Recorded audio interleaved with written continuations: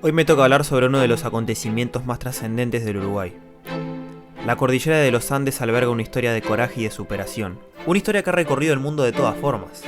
Por el boca a boca, por libros, por conferencias o por películas. Vi La Sociedad de la Nieve, me gustó mucho, está muy bien rodada y aparte respeta bastante la historia de la tragedia de los Andes. Esta historia tiene más de 50 años, en los que han salido libros como este, Después del día 10 de Carlitos Páez, uno de los sobrevivientes. En el correr del video van a entender por qué tiene ese título. O libros como este, Viven, de Pierce Paul Reed, del que años más tarde salió una película que lleva el mismo nombre. Pero hace poco salió La Sociedad de la Nieve, Juan Antonio Bayona, y quería charlar un poco sobre la película porque me parece muy trascendente traer esta historia a este formato, y creo que se nota bastante el interés que tengo por esta historia. Y aparte no es muy común que por acá pasen cosas que alcancen esta magnitud, y cuando se le hace una película para una plataforma tan importante como lo es Netflix, creo que hay que darle mérito. Así que bueno, hablemos de La Sociedad de la Nieve. La película comienza mostrándonos cómo es la vida de los pasajeros antes del accidente que todos conocemos. Como vemos, son personas de un estatus social alto. Acá lo común es que los niños pongan dos piedras en un terreno baldío simulando un arco, y que pateen una pelota. Sin embargo, con esto vemos que la realidad de ellos es diferente. Practican rugby, un deporte que por un tema económico y de cultura no es asequible para todo el mundo. Se nos cuenta que van a hacer un viaje a Chile para jugar un partido, pero ellos están emocionados porque el viaje es una excusa para pasar unas vacaciones, para enamorarse, para salir, para hacer lo que cualquier persona joven haría por un tema de edad. Básicamente lo que entendemos como disfrutar de la juventud. Imagínense la tremenda emoción que deben tener estos muchachos al saber que van a viajar a otro país entre amigos para...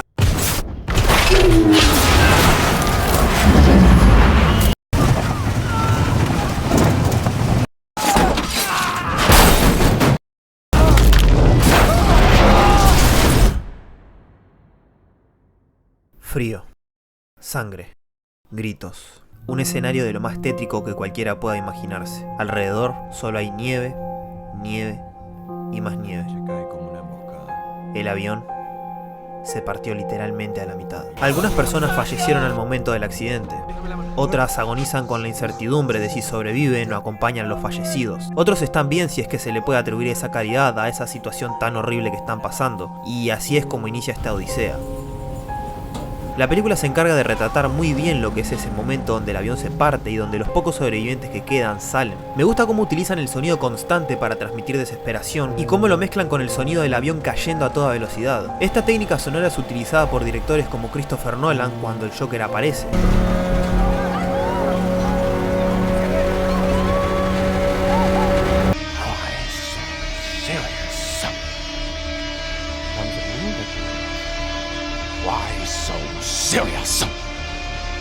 Por otro lado, yendo al aspecto visual, fíjense qué interesante cómo cambia la paleta de colores. De esos tonos amarillos y cálidos del inicio, pasando por el interior del avión, donde los colores fríos y cálidos se empiezan a mezclar para que finalmente los colores fríos se coman por completo la escena. Escena donde se retrata el infierno que fue esa primera noche en la cordillera. ¡Ayuda! La primera noche es superada. Y ponerlo en palabras es facilísimo cuando no relatamos que algunos gritaron toda la noche de dolor hasta perder la vida y los que sobrevivieron no pudieron dormir, porque eso significaba morir a causa de la hipotermia. Con la salida del sol y con el shock que supone haber vivido un accidente aéreo, no queda de otra que poner manos a la obra, o sea, unirse como grupo para cubrir las necesidades de todos y llevar a cabo un objetivo en común. Sobrevivir hasta ser rescatados. Algo que me gusta es cómo a partir de este momento la película se encarga de retratarlos a todos iguales, ya que en una situación como estas, cosas como la ropa de marca o los billetes que puedan tener encima pierden total valor. Es algo irrelevante, no existe algo tal como la clase social o los grupos. El valor más grande que existe en este momento es el trabajo en equipo y nada más. Y se retrata en planos como este, donde la porción de mariscos es idéntica para todos los sobrevivientes, o donde la cámara los enfoca como una gran mancha que se ve a lo lejos, en donde es difícil distinguir si lo que vemos es un fuselaje o una simple piedra. ¿Vieron que hasta ahora no he hablado sobre un posible rescate? Que es un pensamiento automático, esperanzador y natural en cualquier persona que atraviese una situación así. Solo voy a decir que lo más cerca que estuvieron de que eso pasara fueron en dos ocasiones. Cuando a lo lejos vieron un avión y cuando encontraron una radio en la que se escuchaban estas palabras. Acaba de finalizar la búsqueda del avión uruguayo siniestrado en los Andes con un grupo de rugbyistas del Old Christian.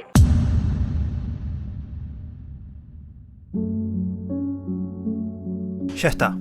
Esas palabras se encargaron de desvanecer cualquier atisbo de esperanza que pudiera existir en el grupo. Si se fijan, la cámara se aleja de a poco y en la radio cuentan que hicieron una pausa comercial, como dando a entender que la civilización los olvidó, dando a entender que la vida sigue con o sin ellos, y que simplemente fue un accidente aéreo más, como lo comparan en la propia radio, que también le da un giro a la historia porque ahora la salvación no depende de terceros, sino que depende de ellos mismos. Y esto me gustaría hilarlo con el atractivo morboso que muchos le encuentran y una de las peculiaridades que tiene esta historia, y es el momento de la ingesta de carne humana.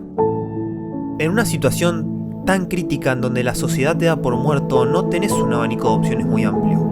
Y en un lugar como la cordillera, en donde no había un solo animal, en donde los pocos alimentos que habían se fueron en esos días para todos los sobrevivientes, solo existen dos opciones: morirse de hambre o tomar la difícil decisión de alimentarse de los compañeros fallecidos. Fíjense cómo es interesante hasta el título de la película: La Sociedad de la Nieve. La definición de sociedad nos habla de que la misma es un conjunto de personas que conviven bajo las mismas normas. Todos los que miran este video viven en una sociedad, donde existen los supermercados para comprar alimentos a cambio de dinero, donde hay leyes que hay que seguir para que precisamente la sociedad avance. El problema es que en un lugar como la cordillera de los Andes, con temperaturas bajo cero y en un momento donde la civilización te da por muerto, ¿qué más queda por hacer? No existen leyes, no existen regulaciones. Lo único que hay, por muy complejo que sea, es el instinto de supervivencia y la ley de la naturaleza. Defender lo único que les queda. Ellos deben defender lo único que les queda, que es la esperanza de volver y uno de los regalos más preciados que puede tener un ser humano, el derecho a la vida.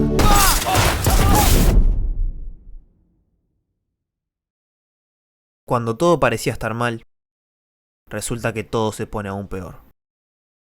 ¿Hay algo que no les haya pasado ya?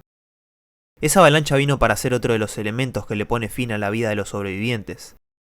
Literalmente los sepultó, pero quisiera aprovechar esto para hablar de uno de los personajes más importantes, Numa Turcati. En esta heladísima montaña, donde no camina ni media araña, la heladera en la montaña de la heladera fría. Y no me malinterpreten, todos los personajes están bien retratados porque por suerte la película se encargó de plasmar cómo se sentían los sobrevivientes y qué es lo que sentían. Como el vacío de Nando cuando pierde tanto a su hermana como a su madre, o el cambio en Roberto, quien al principio se encuentra peinado, prolijo y con actitudes egoístas, a este muchacho que participa en las expediciones y que, como sabemos, es uno de los que viajaron esos 10 días para buscar ayuda. Pero Numa... Numa es probablemente el corazón del grupo. De hecho, es el narrador que escuchamos durante toda la película. La perseverancia de Numa, el entusiasmo que él tenía, se vio retratado en la película. Él participaba en todos los viajes que hacían los muchachos y él fue quien tomó la iniciativa de sacarlos de esa manta de nieve que los cubría, lastimándose la pierna en el proceso. Y con pierna lastimada y todo, él no dejó de participar hasta que su cuerpo no dio más. No me cabe duda que todos pensaban en sacar esa nieve, pero lo importante es quien se encarga de tomar la iniciativa. Al lastimarse la pierna, Numa se ve a sí mismo como una carga, porque es tan grande el sentimiento de vivir, es tan grande esas ganas de al no decirle sí, es tan grande ese amor hacia sus amigos que algo que le podría haber pasado a cualquiera, para Numa es un bajón emocional importante, bajón que termina finalmente por ponerle fin a su vida.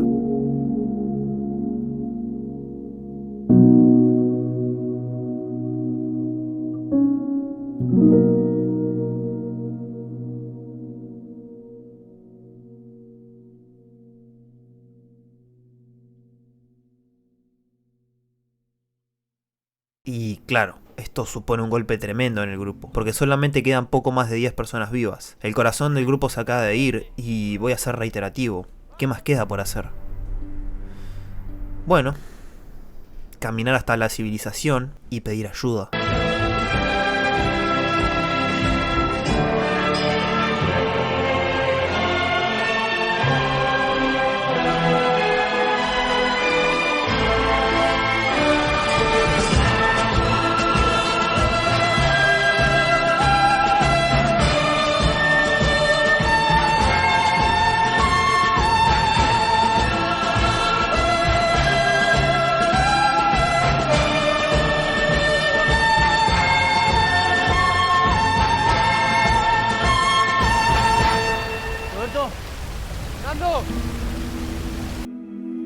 Ese bendito 20 de diciembre, Roberto Canessa y Nando Parrado veían a Sergio Catalán, un arriero chileno, el puente entre esa sociedad que se había construido en los Andes y el mundo que conocemos, el encargado de ponerle fin a la pesadilla que supuso estar en esas frías montañas a temperaturas bajo cero, y caminar 10 días en condiciones deplorables con la esperanza de encontrar ayuda. Y finalmente, así fue.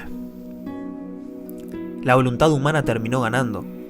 Al no le dijeron que sí. Es casi poético que los 16 sobrevivientes que quedaron hayan sido rescatados en vísperas de Navidad. Un regalo para los familiares que no dejaron en creer que sus hijos seguían con vida. Esos colores fríos y opacos empiezan a tomar un poco más de intensidad al final de la película. Lo atractivo de esta historia no es la antropofagia como mucha prensa amarillista señala. Lo atractivo de esta historia es que es un homenaje a la vida. Es una prueba de cómo la vida va a taparnos hasta la cabeza y no nos va a quedar otra que salir hacia la superficie. Es una prueba de cómo nadie está libre de los imprevistos de la vida por más o menos plata que tengas. El atractivo es que no podemos esperar que los demás crean en nosotros porque seguramente para ellos ni existimos. Nosotros mismos debemos movernos. Nadie va a moverse por nosotros. Esta historia es una invitación a pensar, a hallarle un propósito a la vida. A lo mejor, querido espectador, vos te encontrás en una cordillera y lo único que ves a tu alrededor es nieve, nieve y más nieve. Quizás deberías mirar la vida con un poco más de optimismo, ir a tantear qué es lo que ocultan esas montañas que te abruman. A lo mejor alguien te espera al otro lado para ayudarte. Nando Parrado, Roberto Canessa, Carlitos Páez, en fin, quien quieras nombrar, se opusieron a lo que les tocó y eso es lo atractivo de esta historia. Ellos no pelearon porque les hayan hecho adaptaciones cinematográficas o por las conferencias que dan anualmente. Pelearon por algo tan sencillo como reencontrarse con sus seres queridos. Vivimos en una era donde parece que lo único relevante son los placeres. Cosas que se fuman en un parpadeo y que disfrazan la auténtica felicidad por una gratificación instantánea. Así que bueno, aprovechemos cada día que tenemos para salir de la cordillera, para abrazar lo que tenemos y aceptar que, aunque nos caigamos desde muy alto, aunque nos entierren, siempre se puede salir adelante.